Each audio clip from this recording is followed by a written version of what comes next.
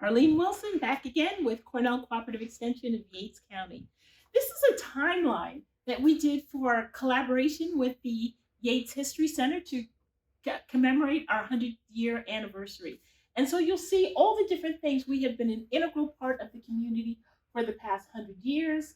We have worked closely with Cornell University, and we've had various staff that have been part of our history, including Wesley Smith, Ernest J. Cole, Gilbert Smith, and Norman Goodrich in our leadership of our boards and committees. And one thing that has been consistent with Yates County is the amount of volunteers that help us with the programs and the services that we provide. And one of the programs I'd like to tell you about a little more is 4-H. And over here, we actually have one of the pioneers of 4-H in Yates County, Clarence Tallman. And Clarence Tallman was active with Yates County as a 4-H agent and did a lot of great programs and brought a lot of things to Yates County.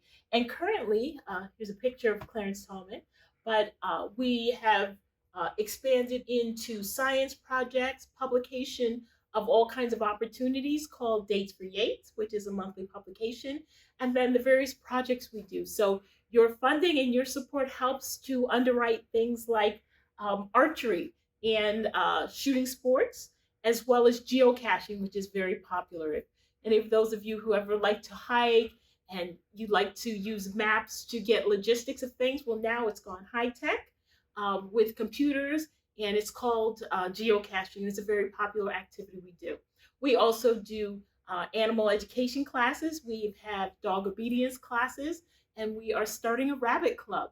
So again, those are the kind of things that your donations and your support helps us with, as well as scholarships for children who want to go to camp.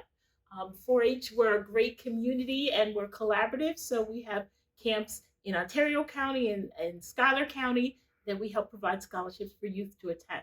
So again, thank you for your support, and consider giving to FLXGives for Yates County Cooperative Extension.